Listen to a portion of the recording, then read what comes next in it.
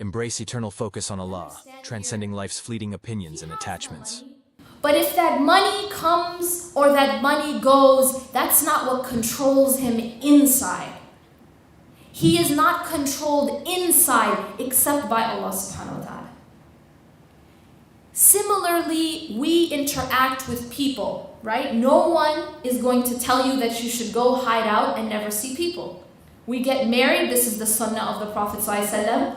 We have children, we have families, we have parents. We must interact. But what happens when the people are happy with you and they're praising you?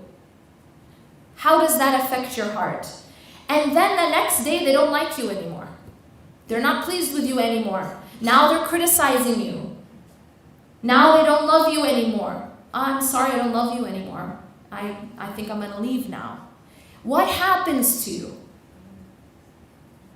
If that person was in your heart and that person controlled you inside, then when they don't like you anymore or they're criticizing you, it breaks you inside. But if those people, yes, you love them, but your heart is for Allah. Your heart is not moved by the movement of the creation. Your heart is only moved by Allah subhanahu wa ta'ala. Then what that means is, yes, people come and they go from your life. People are going to be happy with you sometimes. Sometimes they're not going to be. Sometimes they're going to love you and sometimes they're going to hate you. But you don't allow your internal state to go up and down with the creation. Because your internal state should be stable with Allah subhanahu wa ta'ala. Should be linked to your relationship with Him. And externally you interact with the creation. It isn't something that controls you inside.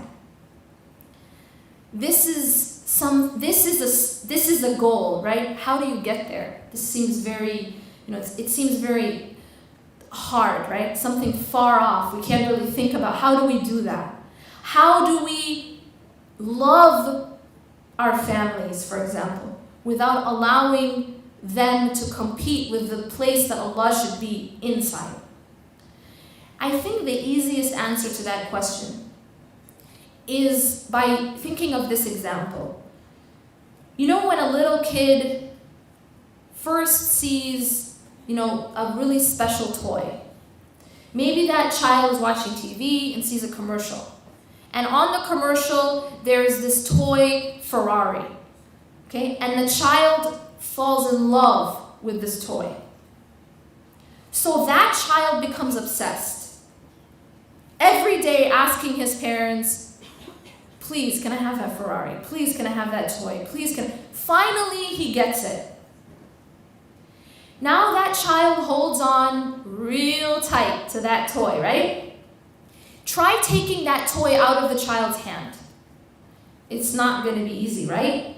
Because he is obsessed and in love and attached to that toy. But what happens when that child grows up and sees a real Ferrari? What happens to that child's attachment to the lesser model? Now, when you try to take that toy out of his hand, is it hard anymore? No, because his eyes are on the real thing, the real Ferrari. What does that have to do with us? The reason we become so attached to this life is because we don't see anything better. We don't really see the better life. So we don't have anything better to compare it to. All we think about is dunya. All we talk about is dunya. All we compete for is dunya. It's only about how much do I have, how much do they have? What are they wearing, what am I wearing? What are they saying, what am I saying? Where am I invited, who didn't invite me? Whatever it is. Who has more status, who has less status? That's all we see. We are just surrounded by it. And so all we see is the toy car. That's all we see. That's why it's so hard to let go. That's why if you try to take even a little bit from me, I would never let it go. We aren't willing to sacrifice even a little bit of our dunya for Allah. We aren't. We can't even sacrifice, okay, I'm not going to get this interest-bearing loan. I'm not going to sell alcohol. I'm not going to dress in a way that is displeasing to Allah because that's the fashion.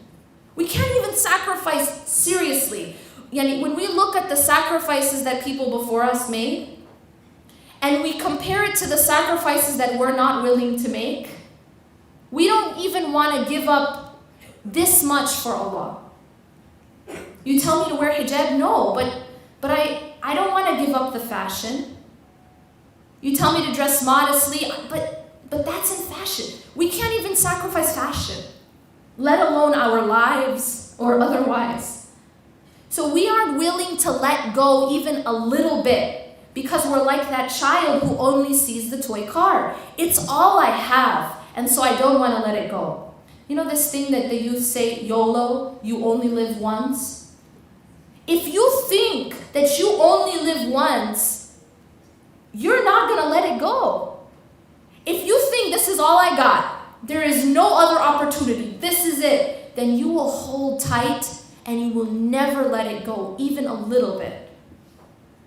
But if you see something better, if instead of being so consumed with this life, and you instead see that there is a better life, that there is the real version of the car, the real version of this life is Akhirah, is the hereafter. But we don't see it. Even when we read it in the Quran, it's like, we just read it with our tongues. We just have this like theoretical concept. Oh yeah, I know Jannah exists. I know there's a hereafter, but is it really real to you? Is it really something you actually think about and pray about and ask for and hope for and look forward to? Realistically, no. We're looking forward to the party we're going to next week. That's what we look forward to. It's just dunya. That's all we see. We haven't been able to see farther. That's why it's so hard to let go. But believe me, when you are given a choice between something better and something lesser, it's a non-choice. It's obvious. We're going to choose what is better. And Allah tells us in the Quran, بل تؤثرون الحياة الدنيا والآخرة خير وأبقى. Do you prefer the life of this world when the hereafter is greater and more lasting? خير وأبقى. What is it that makes us so sad about this life? There's two things that make us really sad about this life, that disappoint us. First is that it isn't perfect. We want things to be perfect. It's in our nature. And we become very disappointed when things are not perfect. We want our children to be perfect. We want our husband to be perfect. We want our wife to be perfect. We want our job to be perfect. We want our figure to be perfect. We want everything to be perfect, right? And we get disappointed when it isn't.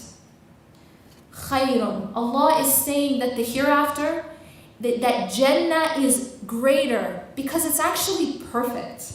It's none of this, one thing goes right in your life, but something else is falling apart. It's none of that. There is no sadness and there is no fear in Jannah. There is sadness and fear in this life, right? There is definitely sadness and fear in this life, but the hereafter doesn't have any of that. And second thing that makes us sad is that nothing lasts. No matter how beautiful you are, no matter, how thin and how nice your skin is, 20 years later, you don't look the same. And you can throw all the money in the world into plastic surgery, but it isn't going to make you live forever. Is it right? And it doesn't matter if you're an atheist or an agnostic or a Muslim, you can't deny that. And it's very difficult for people to accept that. That's why we have so many products out there. All the creams and all the Botox and the plastic surgery. What's that about? We're trying to make a Jannah in this life. We're trying to make this life last forever, but it's impossible. And that hurts us in a very deep place, to think that everything is passing away. It hurts us, but that's because we only see this life. We don't see that there is a life where nothing passes away, that you don't get old, you don't get tired, you don't cry, you don't bleed, you don't get scared. You don't have to worry about anxiety and all these things that plague us. So why are we so caught up in this life? بل تؤثرون الحياة الدنيا والآخرة خير وأبقى. Allah is asking us this question. Why do we prefer this life? He's saying, you prefer this life. I mean, it's a question, and it's a ridiculous thing that we do. We are preferring the toy Ferrari to the real Ferrari. That's what we are doing. But the reason we do that is because we're like that child who hasn't seen the real car yet. Our hearts really haven't seen Akhirah. We haven't really experienced and focused on the hereafter enough. And when you do that, through your remembrance of Allah, through your relationship with His book, with the Quran, when you start to do that, you will find naturally that this life doesn't become as important anymore. It becomes like the hotel room. It becomes like the hotel room because you know you're leaving and everything is in perspective. The reason you don't get attached to your hotel bed is because you have perspective. You know, I'm only here for 3 days and I'm leaving. But if you thought that you were staying in that hotel room forever, you would act very different. Right? How do we act with our houses versus the hotel room? Because in our mind, this house is permanent, right? So we want to decorate it and we get very attached to it, etc., etc. Our mindset is that we're staying here.